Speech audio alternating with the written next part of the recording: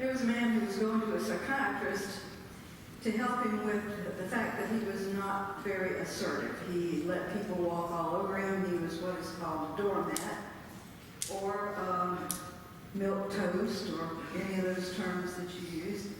And after a few sessions, he really was getting into this. And his psychiatrist said, now what you need to do today is go home and you tell your wife that what she needs to do. What you need for her to do, be assertive. Be absolutely clear with her what you expect from her. And don't take any back talk.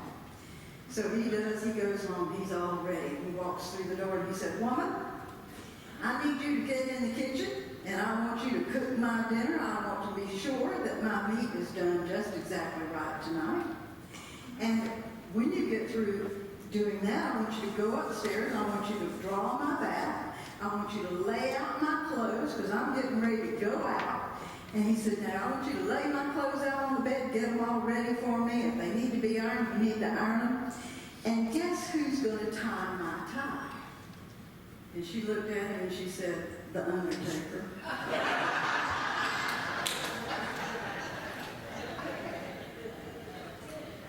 You'll see why I'm telling jokes about husbands and wives in a few minutes. Last week we saw where finally the children of Israel who had been in exile for so long were allowed to go back home. They were allowed to rebuild the temple and rebuild the walls of Jerusalem. Now, what you have to understand is they had been there 70 years. And so there were a lot of people that remained. They didn't want to go back to Israel because they were the next generation, a new generation. Now, my mother was born in Poland. And if they came to me today and said, okay, you can go back to Poland, that's where your home country is, do you think I'd want to go? Well, a lot of people didn't want to go, so they decided to stay there. Well, one of those people was a man named Mordecai. And Mordecai had a ward. Her name was Esther. And he had raised her. She was like a daughter to him. And there was a king there who was trying to show how much wealth he had. And so he had invited many people here to observe his wealth. And he had a beautiful queen. Her name was Vashti. How many of you remember Princess Di? Well, evidently Vashti was very much like that. She was a beautiful woman, and he was very proud of her. So while he is throwing this huge banquet for all of his men friends, the women had to go over to the palace with the queen, and she had a banquet for them. Well, the wine was flowing freely at the men's banquet, and after several days of this partying going on, the king decided, I need to show off my wife. I've showed off all of my other stuff that I've got, and I've got one of the most beautiful women in the world. So he sent somebody to bring Queen Vashti over. Well, Queen Vashti, when she got that word, she said, I'm not going over there. No way am I going over there with that bunch of drunks. And so she refused. Well, the king is incensed, as you might imagine, and so he goes to his advisors and he says, what am I going to do with this woman? What do you all suggest that I do? They said, listen, if you let her get away with this, every wife in this whole province is going to rebel, and they're going to say to their husbands that I'm not going to do what you tell me to do. You can't allow that to happen. So you can't let her get away with it. So he deposes her from the throne. Well, after a while, he gets a little lonesome, and he goes to his advisors again, and he said, what am I going to do about finding another wife? And they said, tell you what we'll do. We'll have a beauty contest. And so they round up all the young virgins in the realm, and they bring, it sounds like a fairy tale, doesn't it? Bring them to the castle, and they groom these women. Well, one of them was Mordecai's niece, Esther. And so Esther found favor with one of the eunuchs, one of the ones that ran the harem. And so he gave her special instructions. He gave her special treatments to make sure that she would be the one that the king would choose. And of course, he did. And so now Esther is living high. She is the queen. And everything's going really well, except there was this guy, his name was Haman, who was one of the king's courtiers. He was really high up in the palace. And whenever he would walk by, he wanted everyone to bow down to him. Well, Mordecai wasn't going to do that. There's only one God to a Jew, and he wasn't bowing down to anybody. Well, needless to say, that did not make Haman real happy. And so he devises this plot. He wants to get rid of Haman. He knows Haman wants to get rid of Mordecai. He knows he can't go to the king and just say, get rid of this guy. So what he does is goes to the king and he says, you know what? There's this bunch of immigrants that are living here in our country, and they're not of us. They were from Israel. We need to get rid of them. They can cause trouble here. Here they are living in our country like they're one of us, and they're not one of us. They're not one of our kind. And we need to get rid of them. And the king agreed. And so he says, Haman says, what you need to do is write an edict, and on a certain day, all of the Jews throughout the kingdom will be killed. You will give permission to all of your people, all of our citizens, that they can kill any of the Jews. That brings us to where we are today's reading, which is in the book of Esther, chapter 4, verses 1 through 17. Now, something that you need to understand about the book of Esther. Nowhere in this book is God's name. God does not appear in the book of Esther. However, you see the evidence of God in the book of Esther, and that's why they chose to put it in the canon. Beginning with verse 1. When Mordecai learned all that had been done, Mordecai tore his clothes and put on sackcloth and ashes and went through the city, wailing with a loud and bitter cry. He went up to the entrance of the king's gate, for no one might enter the king's gate clothed with sackcloth. In every province, wherever the king's command and his decree came, there was a great mourning among the Jews, with fasting and weeping and lamenting, and most of them lay in sackcloth and ashes. When Esther's maids and her eunuchs came and told her the queen was deeply distressed, she sent garments to clothe Mordecai so that he might take off his sackcloth, but he would not accept them. Then Esther called for Hadach, one of the king's eunuchs, who had been appointed to attend her, and ordered him to go to Mordecai to learn what was happening and why. Hadach went to Mordecai in the open square of the city in front of the king's gate, and Mordecai told him all that had happened to him, and the exact sum of money that Haman had promised to pay into the king's treasuries for the destruction of the Jews.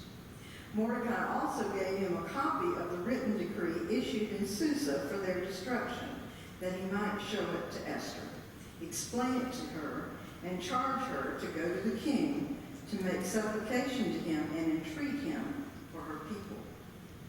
Hadach went to Esther and what Mordecai had said. Then Esther spoke to Hadach and gave him a message for Mordecai, saying, all the king's servants and the people of the king's provinces know that if any man or woman goes to the king inside the inner court without being called, there is but one law. All alike are to be put to death. Only if the king holds out the golden scepter to someone may that person live. I myself have not been called to come into the king for 30 days. When they told Mordecai what Esther had said, Mordecai told them to say to Esther, do not think that in the king's palace you will escape any more than all the other Jews. For if you keep silence at such a time as this, see, they didn't know that she was a Jew. Relief and deliverance will rise for the Jews from another quarter, but you and your father's family will perish. Who knows? Perhaps you have come to royal dignity for just such a time as this. Say, just such a time as this. Just such a time as this. Then Esther said in reply to Mordecai, go, gather all the Jews to be found in Susa, and hold a fast on my behalf, and neither eat nor drink for 3 days, night or day, and I and my maids will also fast as you do. After that I will go to the king, though it is against the law, and if I perish, I perish. Mordecai then went away and did everything Esther had ordered him. Now, the rest of the story, as Paul Harvey would say, and many of you don't even know who but he always said this is the rest of the story in his broadcasts, was that the king did hold out the golden scepter. Esther was able to go in, but she didn't tell him what was going on. She didn't say that she was a Jew yet. She just simply invited him and Haman to a banquet at her palace. And she fed them a wonderful banquet, and then she invited them again. Well, in the meantime, Haman has built a gallows for Mordecai to be hung on. See, this whole thing started because he was mad about Mordecai not bowing down to him.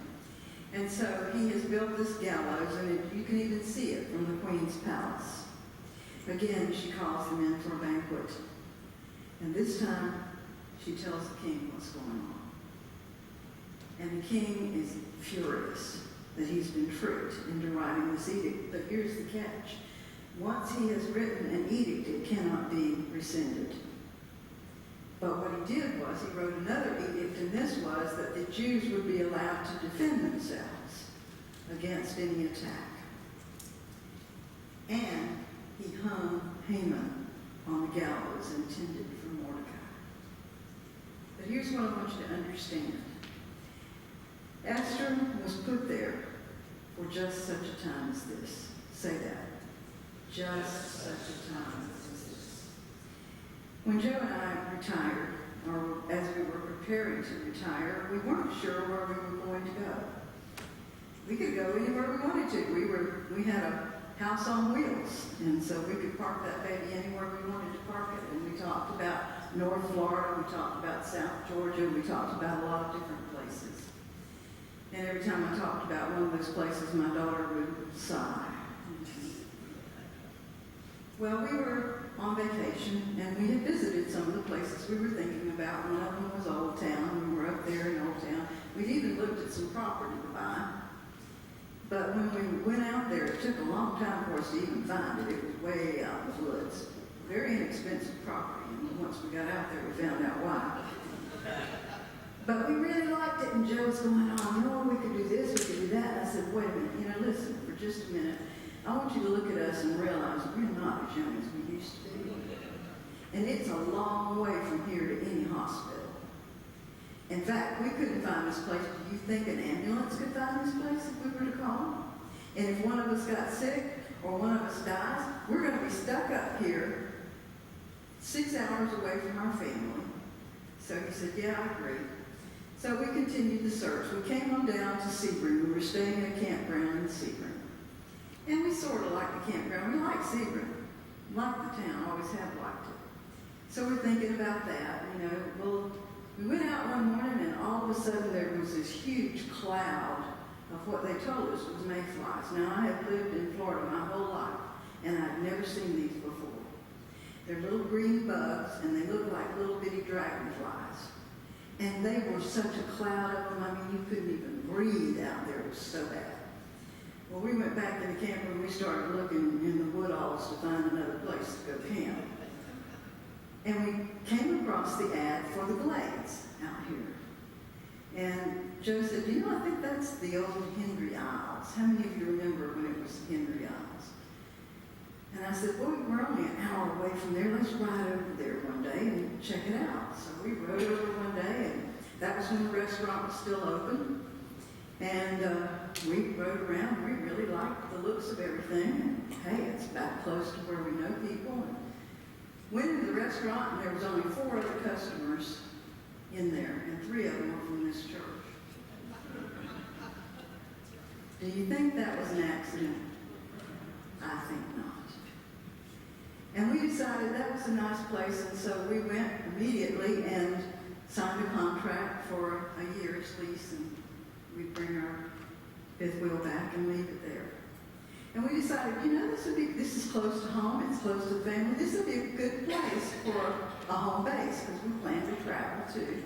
But we wanted somewhere we could come back to that would be our home base.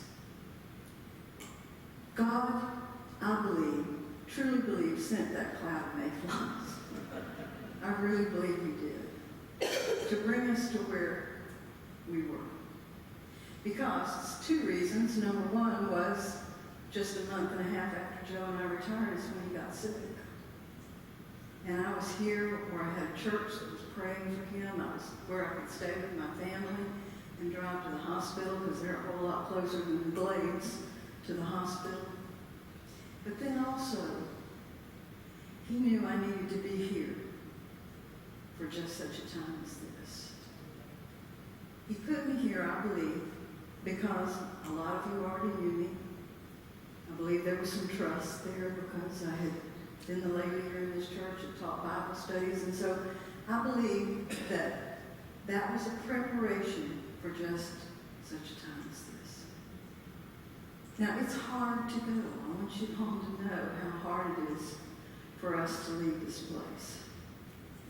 But we're not leaving for good. We're still keeping our fifth wheel out at the Glades. That's still going to be our home base. Just believe God's sending us on another mission. Why I'm telling you all this is for you to understand that no matter where you are today, and it may be in a place where you don't really want to be, but there's a reason for you being here. God has a purpose. And one of the things we have to learn to do, even when we're in a situation that we are not happy with and we think may just be temporary, is the saying that's bloom where you're planted. If you're in a place, and I so admire Jesse and Kristen. They came home for just a short time, but yet they didn't just sit down. They've been active. They've been a wonderful part of this church, and please give them a hand because they're doing such a great job.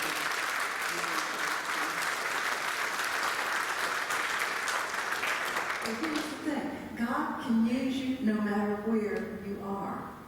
All we have to do is be open to his leading and understand that he does lead. He opens doors, he closes doors, he prepares us, he prepares places, he prepares people. And I believe he's got a purpose for us going to Sunray.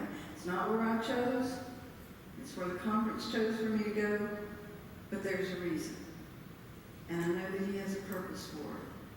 My heart bleeds because I can't stay here. I really wanted to stay another year at least. But you know what I found out is that when I follow God's leading, even if it's not what I wanted to do, it will turn out to be a blessing. I had no desire to move when they moved me from Immokalee. I'd been there 9 years, would have been happy to retire there. But they moved me to Marathon. And now I know, I can look back on it, and I know why. There were some things and some people that we were able to connect with there that we specifically were able to connect with. And I believe that he has placed each and every one of you where you are today for a purpose, for just such a time as this. Just look around and say, God, what is it that you want me to join? Because God's already working. We're not going to bring anything. God's already working. We just need to go join him. Amen? Let's pray. Heavenly Father, I do thank you for having brought me here for just such a time as this. I thank you for the wonderful time that we've had here and these wonderful people that we've been able to minister alongside. And God, I ask you to bless them and bless their ministry. And I pray, Lord, that if there's someone here today that has been struggling with where they are, not wanting to be where they are, to look around and see why you put them there. These things I pray in Jesus' holy and precious name. Amen.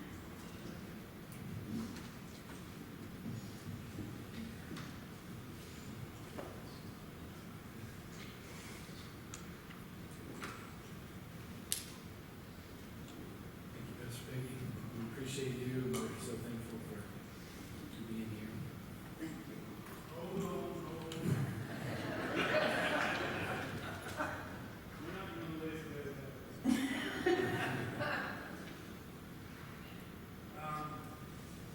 We have talked about our big blessings.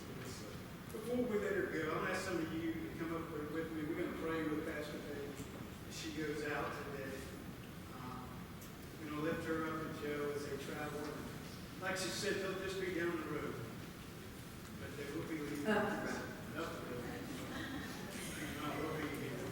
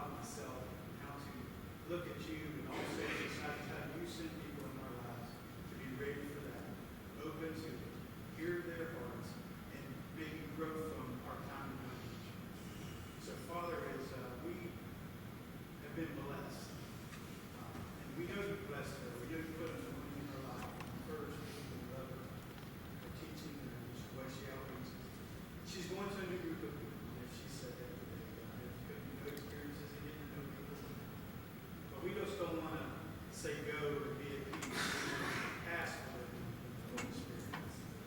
We want it to be a purpose in our life. We're not a sheep world, but others can be ministered to. Whatever barriers, whatever walls that are there, when they fall and crumble before you, just like the walls of Jericho. Father, we don't just ask these things, we pray it and lift it up to the God who has all the power, all the hope, and all the joy that can be given to any because you love us. You're a good, good Father. So we thank you for this time. Anoint this one. Give Pastor Peggy all she can. Have it and be blessed. Know that we love her very much. Guide us today, Father, and all we do. We give you praise for all this. Amen. All right, Jesse. Now you can walk with me.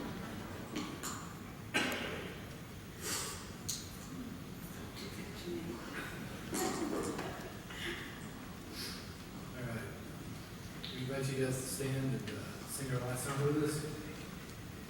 We're talking about Esther today, and here's a woman who did not love her life as much as